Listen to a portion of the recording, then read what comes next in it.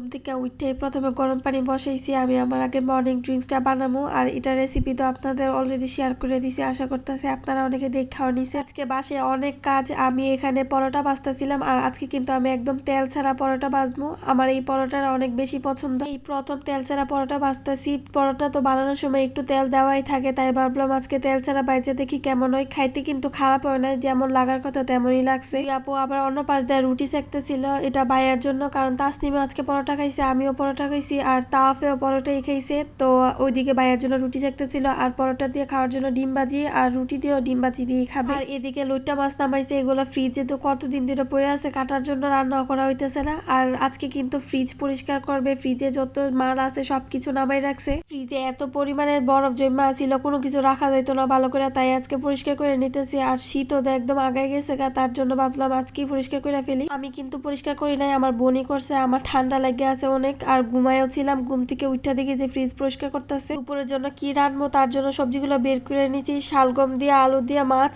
আর ঢেঁড়স ভাজি, আর তার সাথে হচ্ছে গিয়ে করলা দিয়ে আলু ভাজি, আর হচ্ছে ডাল। প্রথমে ঢেঁড়স ভাজিটা বসাই দিছি, কারণ ঢেঁড়স ভাজি তাড়াতাড়ি হয়ে যায়। এখানে তেলটা গরম করে এর মধ্যে পেঁয়াজ দিয়ে দিছি। পেঁয়াজটা হালকা ভাজা হইলে এখন ঢেঁড়স গুলা দিয়ে দিব। ঢেঁড়স ভাজি আমার অনেক পছন্দ, বিশেষ করে তাওয়াফের অনেক পছন্দ, এই কারণে ঢেঁড়স ভাজিটা মূলত করা হইতেছে। আর আজকে বাসায় যেহেতু ছোট মাছ রান্না করবো, তো তাওয়াফে ছোট মাছ এত পছন্দ করে না। আর পছন্দের থেকে বেশি বড় কথা হয়েছে ও বাচ্চা খাইতে পারে না আর কি। গলায় একদিন কাটা লাগছিল, এরপর থেকে সে আর ছোট মাছ খায় না। আর শালগম আর আলুগুলো আমি অন্য পাশ দিয়ে সিদ্ধ করতে দিছিলাম। আজকে শালগম আর আলু কিন্তু অনেক শক্ত, মানে একদম সিদ্ধই হইতাছিল না। ভাবছিলাম লইট্টা মাছ দিয়ে ফ্রাই করবো, নাইলে লইট্টা মাছ যে বাইঙ্গা রান্না করে না শুটকি দেয়, ওইটা করবো, কিন্তু একবারই সময় ছিল না, অনেক দেরি হয়ে গেছিল। জি আপু আবার তাসলিমের স্কুলে যাইবো বেতন দেওয়ার জন্য। ঢেঁড়স ভাজি রান্না করা শেষ, এখন আমি মাছগুলা মাখাই নিতেছি হলুদ আর লবণ দিয়ে। মাছটি ভাজতে দিয়ে সেটা অন্য পাশ দিয়ে আমি শালগমটাও বসাই দিব। আজকে কিন্তু পুঁটি মাছ দিয়ে শালগম রান্না করবো। এর আগে আমি কখনোই শালগম রান্না করি নাই, কয়েকবার খাইছি, তাও আবার আপুর বাসায় কুমিল্লাতে, আমাদের বাসায় কখনো শালগম খাই নাই। তাই আমি একটু এক্সাইটেড ছিলাম যে এটা রান্না করার পর কেমন হইব।